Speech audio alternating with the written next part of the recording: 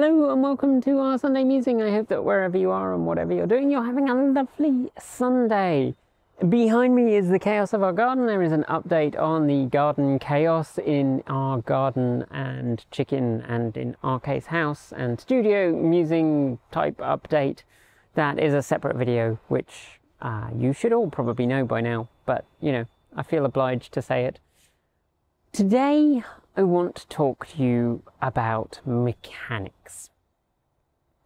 So I come from a family and started driving in a time when it was reasonable to do pretty much everything at home. So my dad's position was that you should not have a machine that you don't at least basically understand how it works, and that you should have a rudimentary understanding of how you can fix these things. I'm not sure that's a position I exactly hold, but I like it as a concept. I like the idea that things should be repairable by people who own them, and that you should have at least a basic understanding of how things work before you go about using them a lot. Although, to be fair, I use an oscilloscope and I have only a very rudimentary understanding of how oscilloscopes work, and there's no way on earth I'm fixing my digital oscilloscope. So maybe that's a flaw in my argument, but we're going to ignore that and gloss over it because humans are very good at that. But time has moved on, and time has moved on a lot. I mean, the chances that I would be able with my set of tools, you know, I've got some lovely spanners and a delightful set of ratchets and, you know, really some very, very nice screwdrivers. The chances of me being able to fix my old Prius that I had back in England, just the last purely gas car I think that I bought, the chances that I could fix that with the stuff that I had, even with, I did have an OBD2 reader, even with that, the chances I'd be able to effect any significant repairs on it are not huge. I know that my friend's Fiat Cinquecento, I'm more the pronunciation there, we offered to service it once and then realised that we couldn't even change the spark plugs on it because you needed a special tool for that. So I understand that modern vehicles, that idea that you can be a shade tree mechanic and you can service it and repair it is increasingly distant, but it's not impossible. We've seen some great videos from Dala about fixing and modifying the Leaf, for example. And it's definitely something that if you have your head around electronics, you can definitely get under there and do stuff with modern vehicles. But for the most part, for the majority of people, that kind of maintenance and repair is something that's gonna have to be done by a specialist. And for a lot of EV owners, particularly at the moment, that means using a repair shop that is affiliated with the dealer, so a dealership to look after their car, to do the majority of work on it.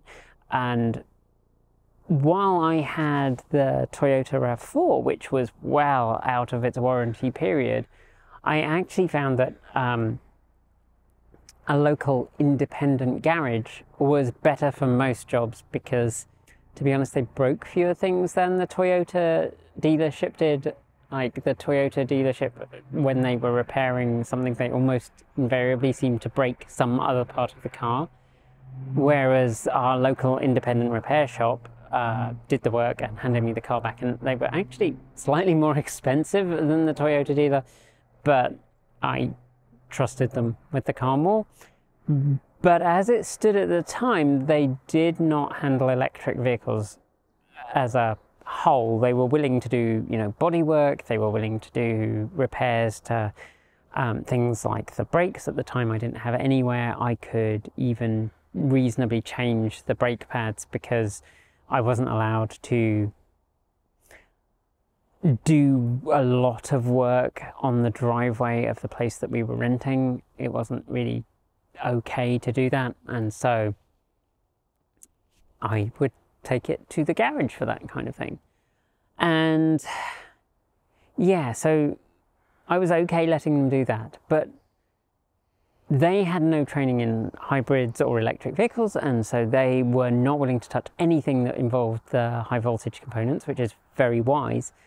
But we are increasingly seeing independent garages spring up that their mechanics do have training to work on high voltage components. And are you comfortable letting someone do that? Now, I ask this because I was. So with our BMW i3, when that started having other problems and our warranty had expired, the first place I took it was a local mechanic, a different one actually, and they have a lot of experience with mainly Leafs, but they've also got some experience with Teslas, and they were very happy to look at a BMW i3. They were completely unfussed about it, and they were very good. But I know for a lot of people that independent mechanics have connotations of not necessarily being honest in a way that's actually worse even than dealerships. I know that I've had some very poor experiences, I think particularly as someone who presents as female.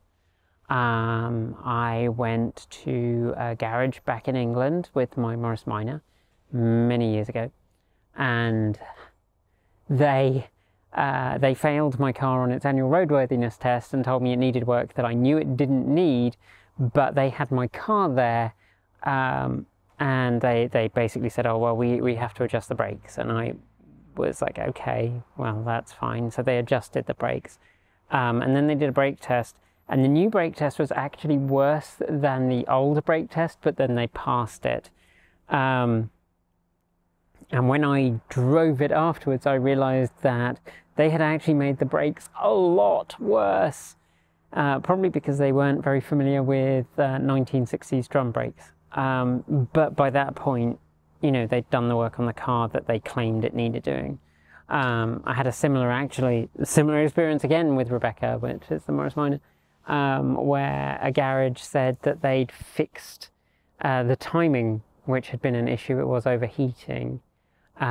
But it turned out that actually the problem was that the engine block was cracked, and they had fixed nothing at all, but they billed me several £100 for them fiddling with something that did nothing. So I've always had some skepticism around letting garages do things. I've pretty rarely actually let garages do things unless I've reached a point of I don't know how to fix this, which is actually what had happened with the timing on the car. I spent a long time trying to solve the overheating issue, and took it in to them to say, oh, it's overheating, and they said, oh, it's the timing, and I was like, I don't think it is, but okay, you can try, and they fixed it, and they didn't fix it. Long story short. So yes, do you consider taking your car to independent mechanic as a reasonable thing to do with an electric vehicle? Is that something that you would consider doing? And as electric vehicles age, are we going to see more aftermarket modifications for them?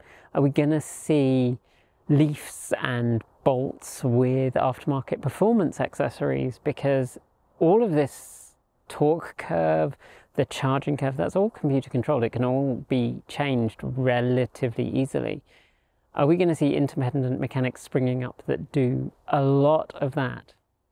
I don't know. Let me know. Let me know in the comments below. I want to know what you think. And that, my dears, is it for today. Except that I need my phone. And on that note, we are done with today's video. If you liked it, you know what to do, and feel free to tip us with the super thanks. The comments below are open for your thoughts, as is our Discord chat room, which is lovely and full of lovely people, so check that one out. Link is down below. If you want more, subscribe, hit the bell, or follow the links below to regularly support us with a YouTube membership or Patreon subscription. You'll find links to our Ko-fi, Bitcoin and Swag store are down there, as is the link to our very own Mastodon server, which you can follow us as people on your own Mastodon server. It's all much more complex sounding than it is because it's actually really easy. Join Mastodon, it's awesome.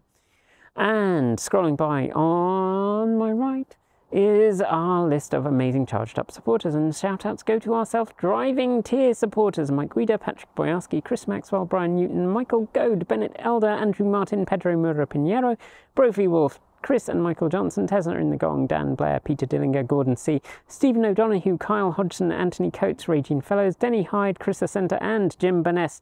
Finally out of this world, thanks to our Starman supporters: Andrew Glenn, Anonymous Freak, JP Fagerback, Joe Bresney, John Lyons, Rory Litwin, Kevin Burbridge, Dave Kitchen, Laura Reynolds, Marcel Ward, Matthew Drobnak, Paul Conway, Reggie Watts, Will Graylan, and of course Ian.